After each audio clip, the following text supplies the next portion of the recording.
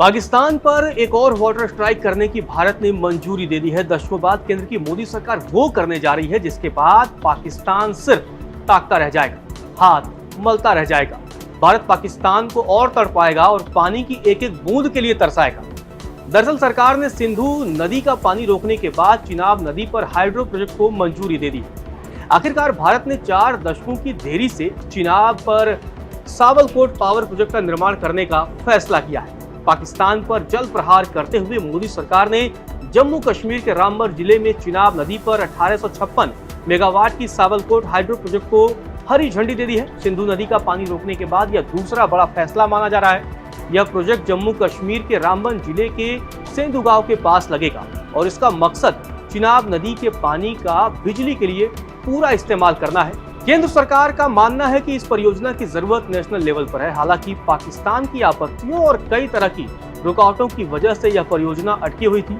यह आपत्ति सिंधु जल संधि के तहत पाकिस्तान करता था और परियोजना पर अड़ंगे लगा देता था, लेकिन अब भारत ने फैसला कर लिया है कि वह पाकिस्तान की दलीलों को नहीं सुनेगा और एक्शन लेगा। इस प्रोजेक्ट के बारे में 1960 के दशक में पहली बार सोचा गया था, लेकिन अब 60 साल बाद यह प्रोजेक्ट पूरा होने जा रहा है। यह परियोजना बगलीहार और सलाल जल परियोजनाओं के बीच बनाई जाएगी।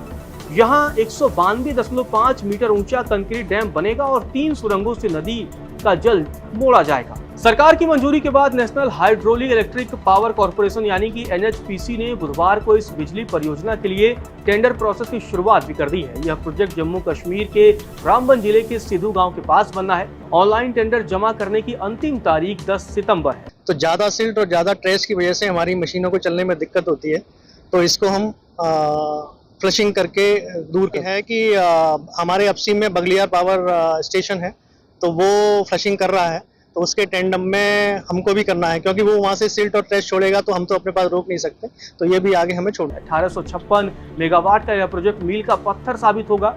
प्रोजेक्ट की योजना, डिजाइन और इंजीनियरिंग कार्यों के लिए इंटरनेशनल टेंडर्स आमंत्रित किए गए हैं। चलिए अब आपको इस प्रोजेक्ट की खासियत बताते हैं और बताते हैं किस मायनों में ये खास होने वाला है। दरअसल यह एक रन ऑफ द रिवर योजना है जिसमें नदी की दिशा मोड़ने के लिए 3 घोड़े के नाल आकार की सुरंगें बनाई जाएंगी।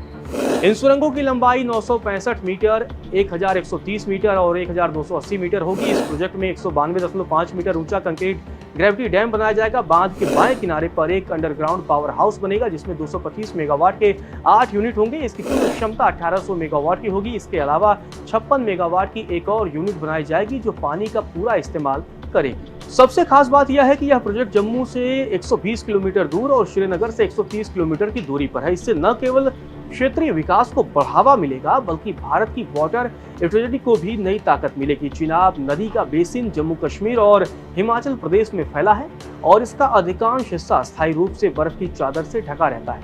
भारत की ओर से इस परियोजना को आगे बढ़ाना पाकिस्तान के लिए एक स्पष्ट संकेत है और पानी पर पुरानी रियासतों का दौर भी खत्म हो चुका है। भारत अब अपनी नदियों के जल संसाधनों का अधिकतम उपयोग करने की रणनीति पर चल पड़ा है। भारत का यह कदम पाकिस्तान के लिए दोहरी मुश्किल लेकर आया है।